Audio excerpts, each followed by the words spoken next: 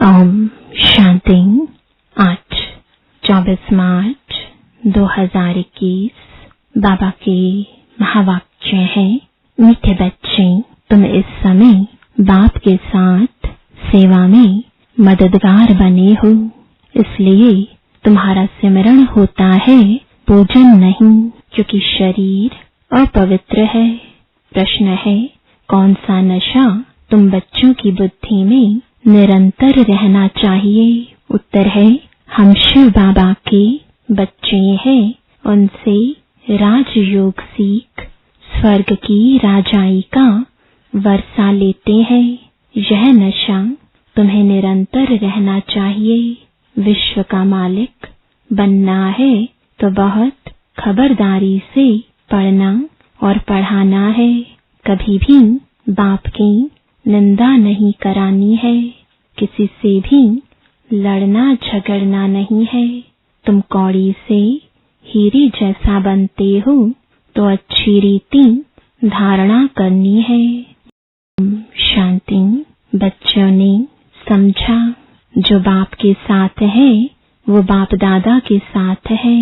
अभी तो डबल है ना। यह अच्छी तरह समझाया जाता है। ब्रह्मा द्वारा परम पिता परमात्मा शिव स्थापना कैसे करेंगे, वह तो जानते नहीं है। तुम बच्चे ही जानते हो। उनको अपना शरीर है नहीं, कृष्ण को तो अपना शरीर है। ऐसे तो कहा नहीं जा सकता कि परमात्मा श्री कृष्ण के शरीर द्वारा नहीं। कृष्ण तो है सतयुग का प्रिंस।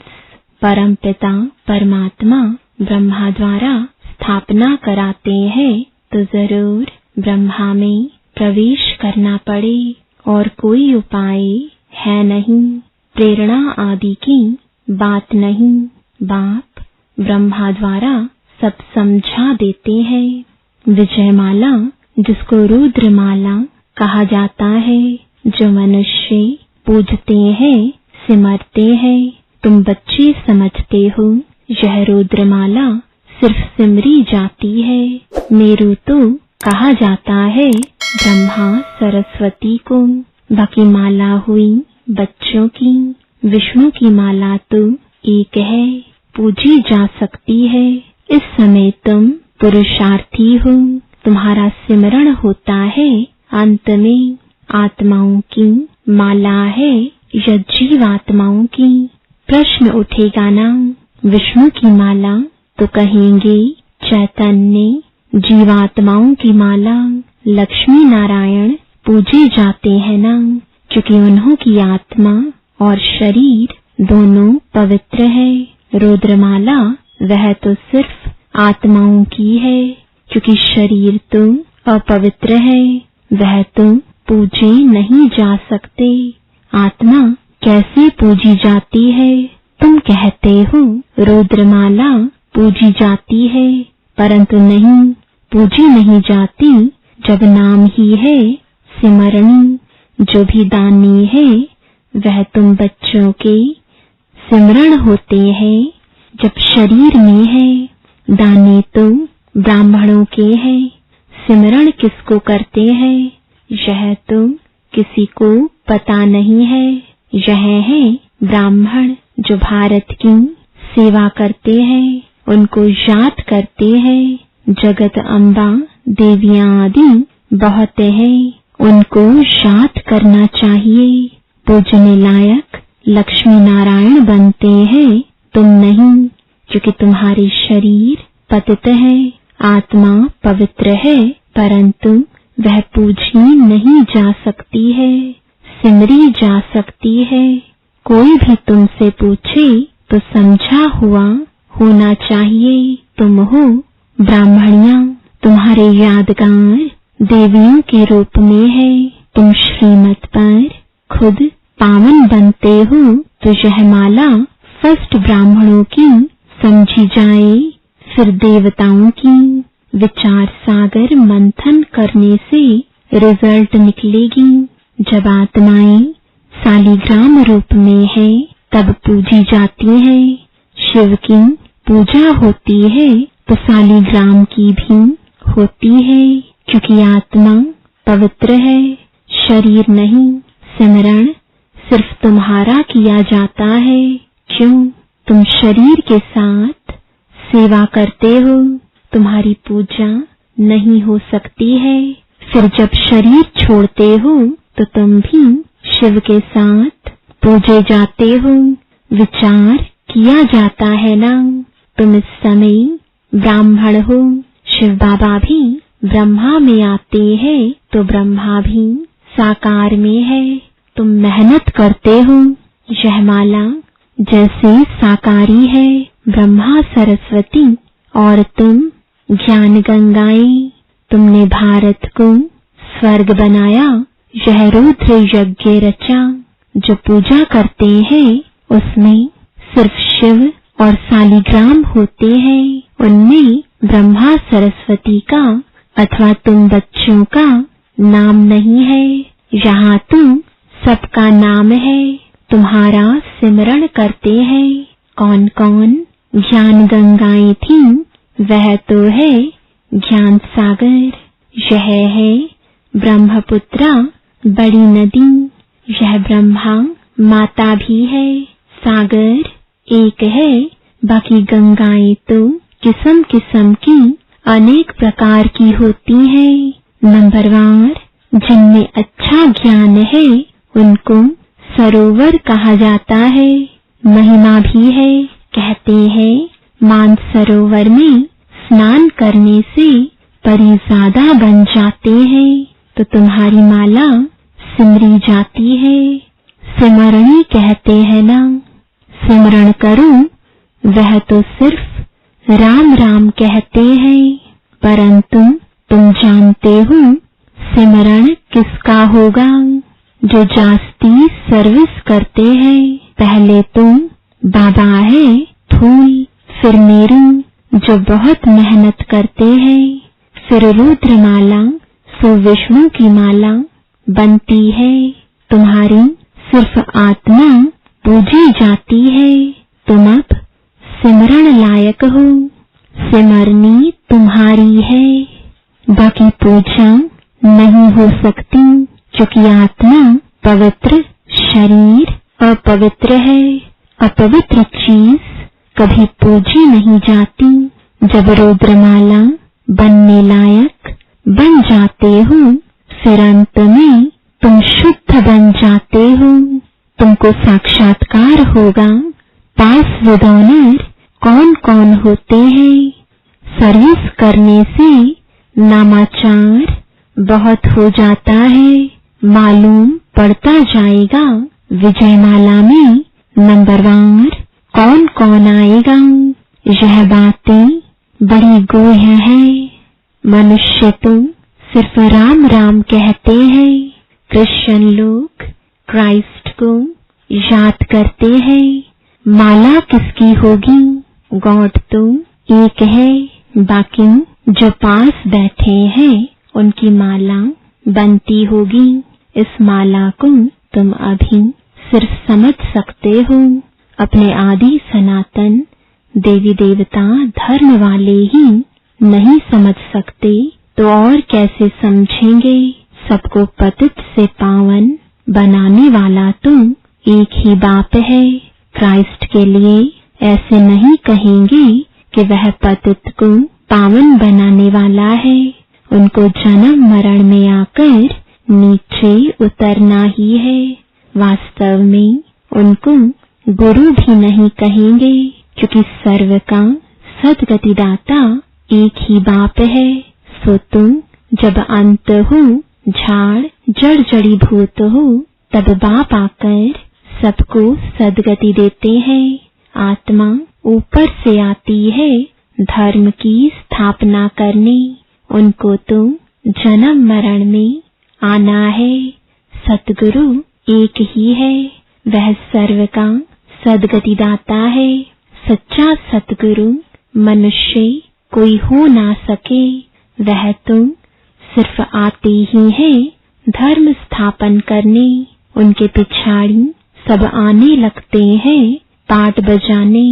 जब सब तमो प्रधान अवस्था को पाते हैं, तब मैं आकर सर्व की सद्गति करता हूँ। सब वापस जाते हैं, फिर नए सिर चक्र शुरू होता है।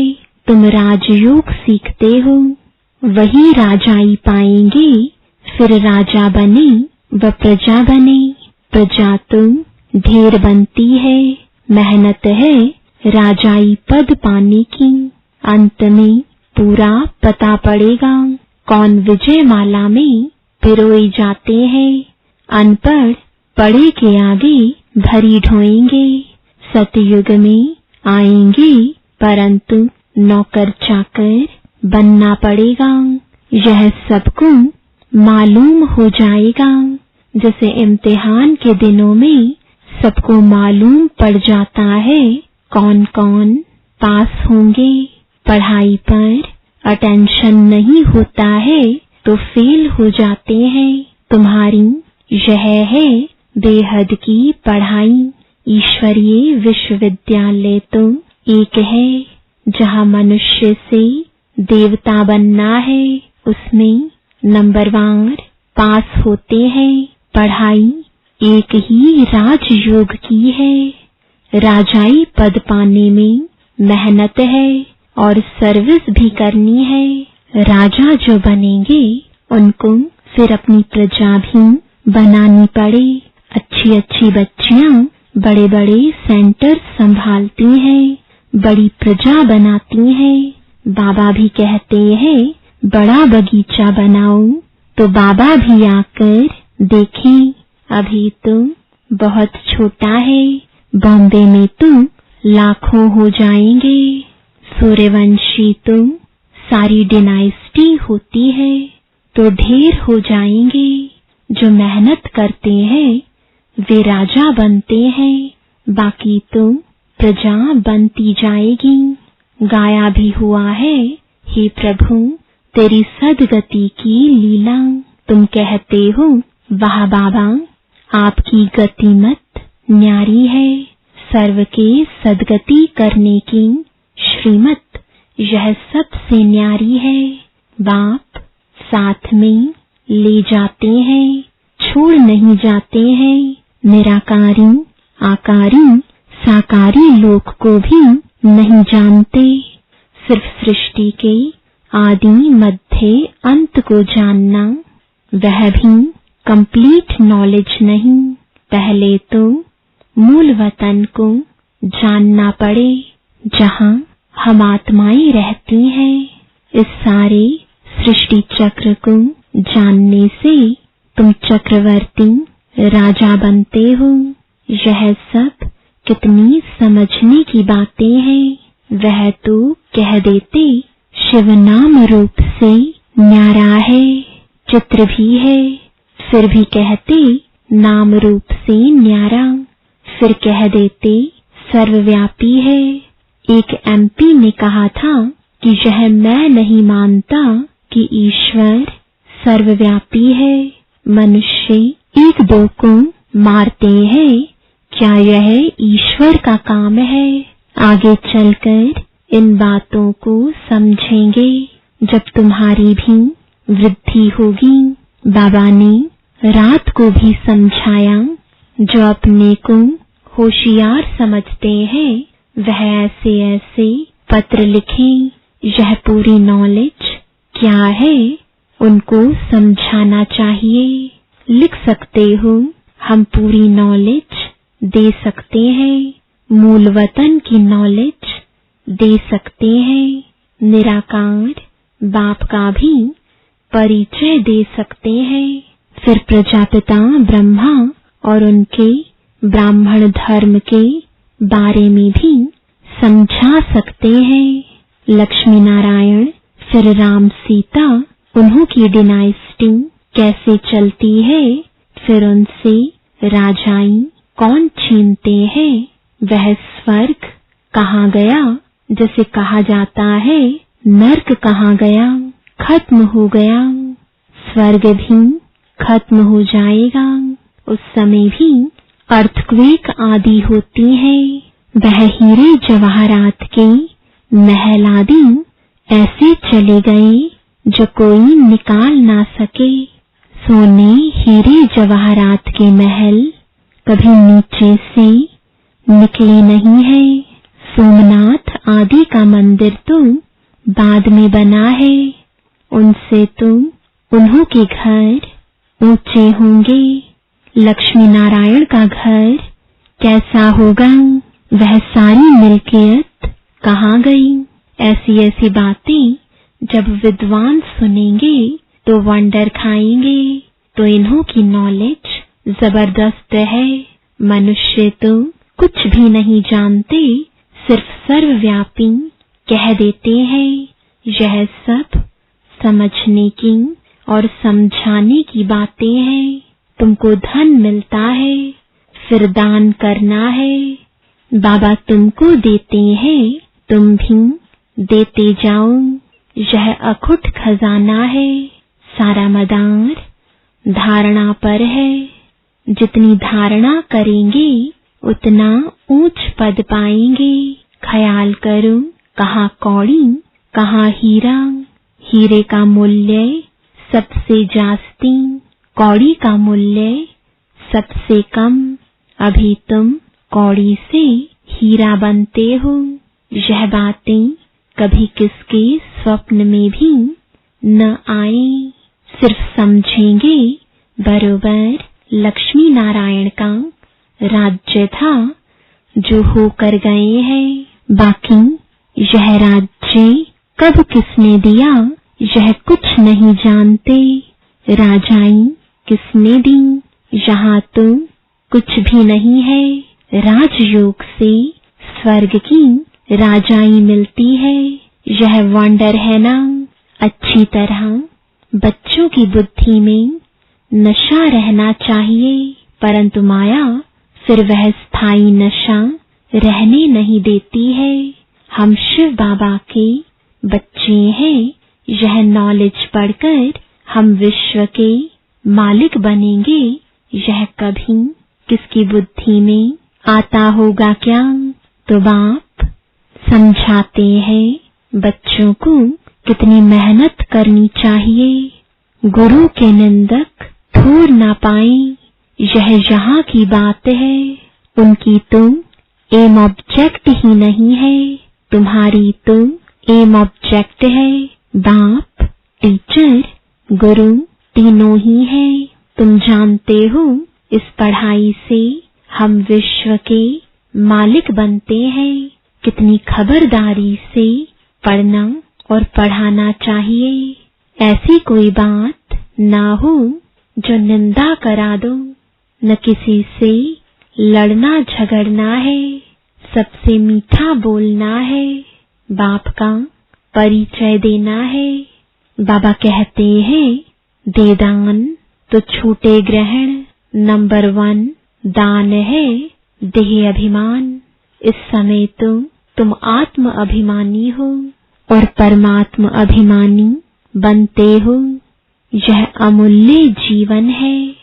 बाप कहते हैं कल्प कल्प हम तुमको ऐसे पढ़ाने आते हैं, फिर तुम भूल जाते हो।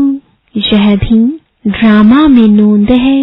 अच्छा, मीठी मीठी सिकिलते ज्ञान रत्न धारण करने वाले और सर्विस करने वाले बच्चों प्रति माता पिता बाप दादा का याद प्यार और गुड मॉर्निंग।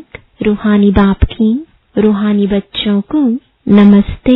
रूहानी बच्चों की रूहानी बाप दादा को गुड मॉर्निंग और नमस्ते। धारणा के लिए मुख्य सार है, पहला सबसे मीठा बोलना है।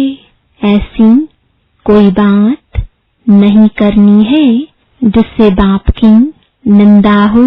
देह अभिमान का दान कर आत्म अभिमानी और परमात्मा अभिमानी बनना है। दूसरा, जो ज्ञान धन मिलता है उसका दान करना है। पढ़ाई से राजाई मिलती है, इस नशे में स्थायी रहना है। अटेंशन देकर पढ़ाई पढ़नी है। वरदान है एकाग्रता के अभ्यास द्वारा अनेक आत्माओं की चाहनाओं को पूर्ण करने वाले विश्व कल्याणकारी भव। सर्वात्माओं की चाहना है कि भटकती हुई बुद्धि व मन चंचलता से एकाग्र हो जाए। तो उनकी इस चाहना को पूर्ण करने के लिए पहले आप स्वयं अपने संकल्पों को एकाग्र करने का अभ्यास बढ़ाओ। निरंतर एक रस स्थिति में व एक बाप दूसरा न कोई इस स्थिति में स्थित रहो।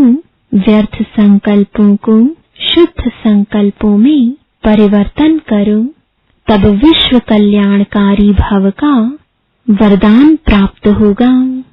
स्लोगन है, ब्रह्मा बाप समान गुण स्वरूप